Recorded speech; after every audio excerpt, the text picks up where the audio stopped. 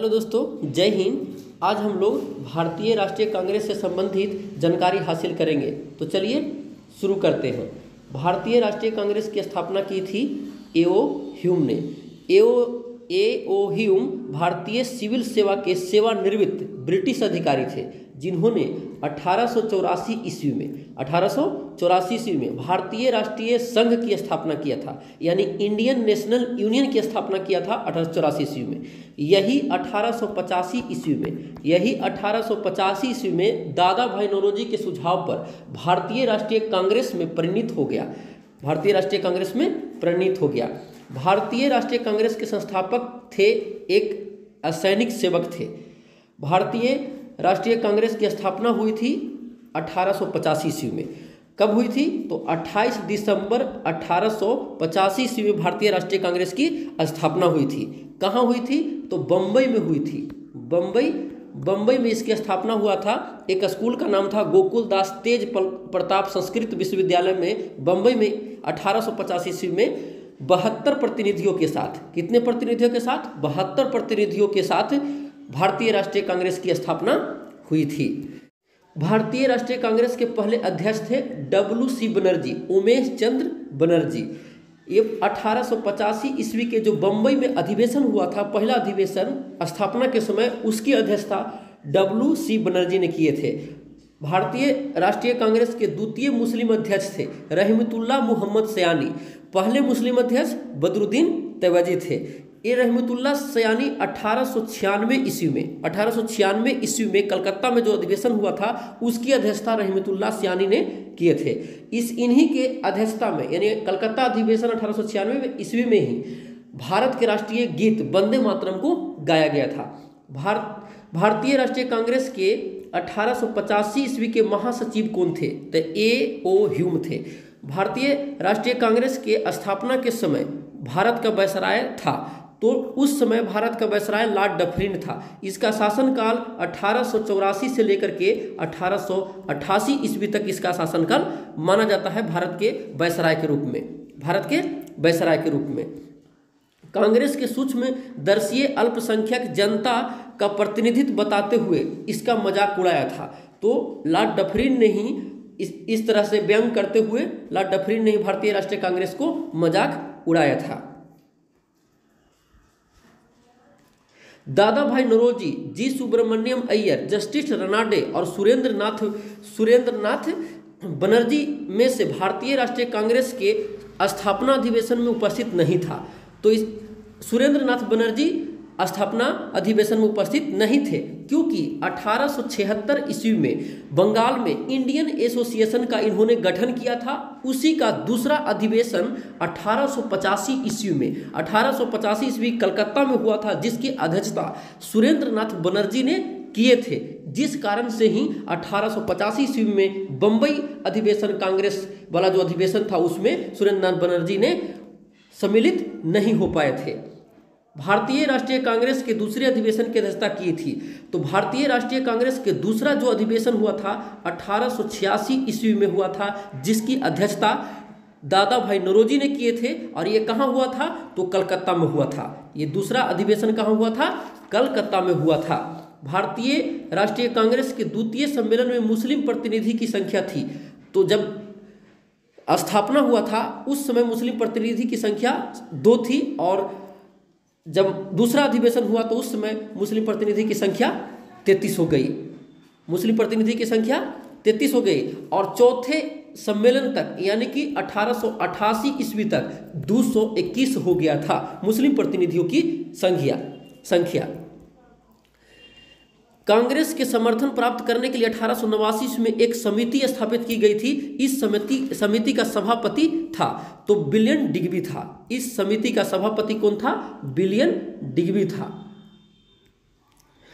भारतीय राष्ट्रीय कांग्रेस के प्रथम मुस्लिम अध्यक्ष बदरुद्दीन तैयबजी थे। मैंने बताया कि भारतीय राष्ट्रीय कांग्रेस के प्रथम मुस्लिम अध्यक्ष बदरुद्दीन तैयबजी थे। ये 1887 ईस्वी की अध्यक्षता किया था। 1887 ईस्वी के जो अध्यक्षता हुआ था, उसके अध्यक्षता बदरुद्दीन तैयबजी ने किए थे। ये भारत के पहले मुस्लिम अध्यक्ष थे कांग्रेस के, और द्वितीय मुस्लिम अध्यक्ष रहमतुल्लाह सयानी थे। ये जो 1887 ईस्वी का अधिवेशन हुआ था ये बम्बई में हुआ था, यानी कि नहीं सॉरी मद्रास में हुआ था, मद्रास में हुआ था 1887 ईस्वी का अधिवेशन, जिसकी अध्यक्षता बदरुद्दीन तैयबजी किए थे। भारतीय राष्ट्रीय कांग्रेस का प्रथम निर्वाचित यूरोपीय अध्यक्ष था जॉर्ज यूले। जॉर्ज यूले ने ये 1888 ईस्वी की अध्यक्षता किया था। जॉर्ज यूले ये क्या थे तो यूरोपीय अध्यक्ष थे, यानी कहने का अर्थ है अंग्रेज अध्यक्ष था जॉर्ज यूले, जो भारतीय राष्ट्रीय कांग्रेस की अध्यक्षता किया था। फिरोज शाह मेहता, हकीम अजमल खां, खां अब्दुल गफ्फार खां और सर सैयद अहमद में से वह जो भारतीय राष्ट्रीय कांग्रेस से कभी नहीं संबंध था सर सैयद अहमद खां का। सर सैयद अहमद खां जो था ये मतलब कि मुस्लिम एल्गो ओरिएंटल स्कूल की स्थापना किया था, जो आगे चल करके 1916 ईस्वी में अलीगढ़ में मुस्लिम यूनिवर्सिटी या मुस्लिम विश्वविद्यालय के नाम से प्रचलित हो गया था। लाला लाजपत राय, एनी बेसेंट, मोतीलाल नेहरू तथा बाल गंगाधर तिलक में से वह जो भारतीय राष्ट्रीय कांग्रेस का अध्यक्ष कभी नहीं चुना जा चुका था। तो इसका बाल गंगाधर तिलक थे जो कभी भी भारतीय राष्ट्रीय कांग्रेस के अध्यक्ष नहीं बने। इसमें लाला लाजपत राय बने थे 1920 ईस्वी में कलकत्ता में जो अधिवेशन हुआ था, जिसकी अध्यक्षता लाला लाजपत राय ने किया था। इनका एक पुस्तक है अनहैप्पी इंडिया, और इन्हें पंजाब यानी कि पंजाब का शेर यानी कि शेर पंजाब के नाम से इन्हें जाना जाता है। लाला लाजपत राय को शेर पंजाब के नाम से जाना जाता है। इसमें एनी बेसेंट जो थे, तो इसमें एनी बेसेंट ने 1917 ईस्वी की अध्यक्षता किया था। 1917 ईस्वी की कांग्रेस की अध्यक्षता, जिसमें पहली महिला अध्यक्ष थी भारत की कांग्रेस की एनी बेसेंट, 1917 ईस्वी की अध्यक्षता। और मोतीलाल नेहरू ने 1919 में भी किए हैं मोतीलाल नेहरू, और 1928 ईस्वी में भी मोतीलाल नेहरू ने कांग्रेस की अध्यक्षता किए हैं। और बाल गंगाधर तिलक एक भी बार नहीं किए।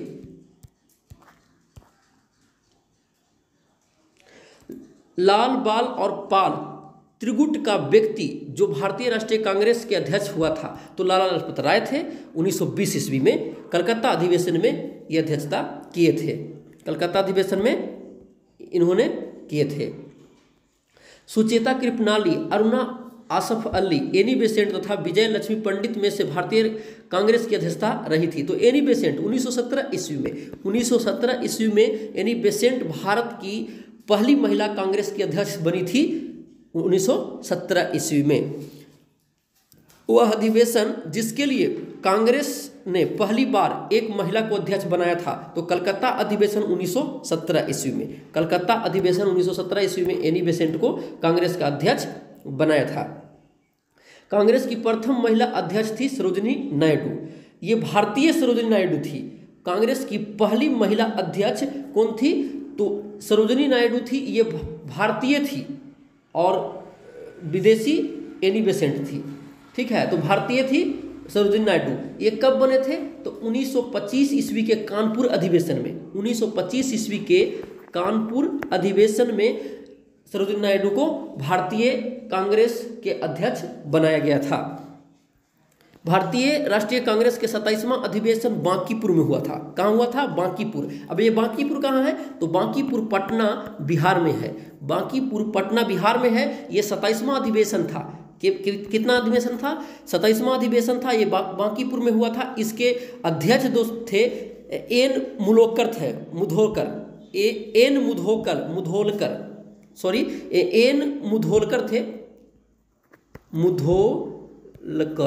एन मुधोलकर ने इसकी अध्यक्षता किया था। 27वां अधिवेशन जो ये कब हुआ था? तो 1912 ईस्वी में हुआ था। 1912 ईस्वी में बांकीपुर पटना बिहार में कांग्रेस के अध्यक्षता अधिवेशन 27वां अधिवेशन संपन्न हुआ था। भारतीय राष्ट्रीय कांग्रेस का वह अधिवेशन जिसमें बाल गंगाधर तिलक ने अभिव्यक्त किया था, स्वराज मेरा जन्मसिद्ध अधिकार है, मैं इसे लेकर ही रहूंगा।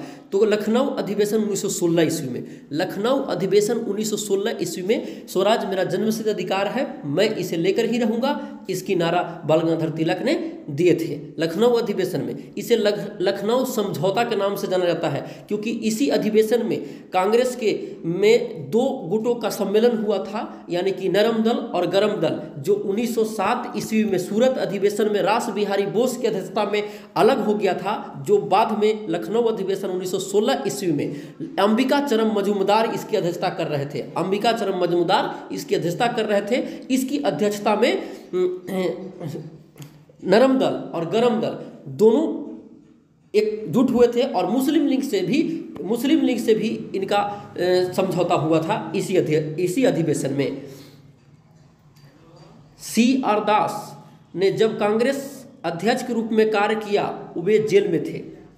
अल्फ्रेड वेब 1894 ईस्वी में कांग्रेस के अध्यक्ष थे। यानी दोनों कथन ये सही है, दोनों कथन ये क्या है, सही है। कांग्रेस आंदोलन न तो लोगों द्वारा प्रेरित था और न ही यह उनके द्वारा सोचा या योजनाबद्ध तरीका से बनाया हुआ एक मतलब कि समिति था। ये किसने कहा था? लाला लाजपत राय ने कहा था, लाला लाजपत राय ने कहा था। कांग्रेस पतन के लिए लड़खड़ा रही है, मेरी सबसे बड़ी अभिलाषा है। जब तक मैं भारत में हूँ, कांग्रेस की शांतिपूर्ण समाप्ति में सहयोग करना है। यह कथन लॉर्ड कर्जन का है। किसने कहा था? लॉर्ड कर्जन का यह कथन है। लॉर्ड कर्जन ने इस कथन को दिया था। अध्यक्षीय संबोधन के समय जिस कांग्रेस अध्यक्ष ने हिंदी भाषा के लिए रोमन लिपि लागू करने की वकालत की थी, वो कौन थे? तो सुभाष चंद्र बोस थे। कौन थे? सुभाष चंद्र बोस थे। वह स्वतंत्रता सेनानी जिन्होंने भारत के स्वतंत्रता प्राप्ति के बाद सुझाव दिया था कि कांग्रेस को समाप्त कर दिया जाए। अच्छा, सुभाष चंद्र बोस जो अध्यक्षता किए थे वो हरिपुरा था, सॉरी नहीं बताना भूल गया था, वो हरिपुरा अधिवेशन किए थे। हरिपुरा कहाँ है? तो गुजरात में है। इसकी अध्यक्षता 1938 ईस्वी में सुभाष चंद्र बोस हरिपुरा अधिवेशन ने किए थे। इन्होंने हिंदी भाषा के रोमन लिपि लागू करने की वकालत की थी, सुभाष चंद्र बोस ने की थी। अब है स्वतंत्रता सेनानी जिन्होंने स्वतंत्रता प्राप्त के बाद सुझाव दिया था कि भारतीय राष्ट्रीय कांग्रेस को समाप्त कर दिया जाएगा। तो महात्मा गांधी ने भारतीय राष्ट्रीय कांग्रेस को समाप्त करने की ये सुझाव दिए थे। अमृतसर के भारतीय राष्ट्रीय कांग्रेस अधिवेशन में 1919 के प्रस्ताव के अनुसार महात्मा गांधी द्वारा कांग्रेस का नया अधिवेशन लिखने के लिए उनके सहयोग हेतु चुना गया था।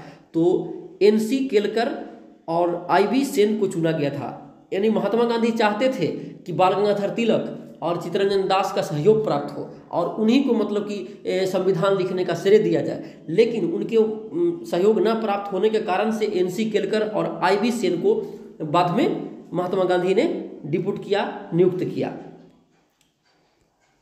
कांग्रेस के एक अधिवेशन में एक गवर्नर जनरल ने भाग लिया था। वह गवर्नर जनरल तथा अधिवेशन का स्थल क्या था? तो लॉर्ड विलिंगटन, बम्बई 1915 ईस्वी का अधिवेशन था, जिसमें विलिंगटन ने भाग लिया था।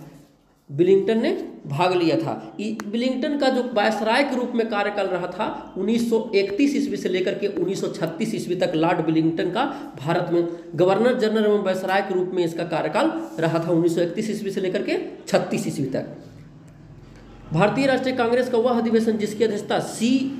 विजय राघव चेरियार ने की थी। तो नागपुर अधिवेशन 1920 की अध्यक्षता C. विजय चेरियार ने की थी। C. राघव चेरियार ने की थी नागपुर अधिवेशन में कांग्रेस की पहली बार भारतीय रियासतों के प्रति अपनी नीति की घोषणा किया गया था। 1922 ईस्वी में गया के इंडियन नेशनल कांग्रेस के अधिवेशन के अध्यक्ष थे तो चित्तरंजन दास थे। कौन थे? 1922 ईस्वी में चित्तरंजन दास थे। ये गया कहाँ है? तो बिहार में है। चित्तरंजन दास इसकी अध्यक्षता किए थे। 1932 ईस्वी में अखिल भारतीय हरिजन सेवक संघ की स्थापना महात्मा गांधी ने किया था। किसने किया था? महात्मा गांधी ने। और महात्मा गांधी ही एकमात्र ऐसे व्यक्ति थे जो कांग्रेस के एक ही बार अधिवेशन किए थे 1924 ईस्वी में। 1924 ईस्वी बेलगांव अधिवेशन था, जो बेलगांव कहाँ है? कर्नाटक में है। कहाँ है? कर्नाटक में है। 1924 ईस्वी की अध्यक्षता किए थे। भारतीय कांग्रेस के अध्यक्षों का सही क्रम क्या है?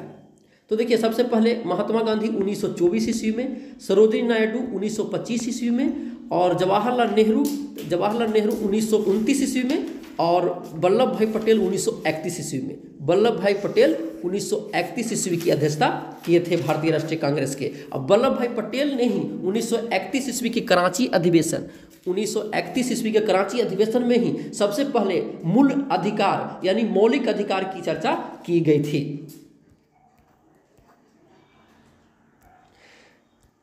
भारतीय राष्ट्रीय कांग्रेस का एकमात्र अधिवेशन जिसकी अध्यक्षता महात्मा गांधी द्वारा की गई थी तो बेलगांव अधिवेशन 1924, जिसमें भारत में हिंदी भाषा को राष्ट्रभाषा के रूप में दर्जा देने का इसमें श्रेय का उजागर किया गया था।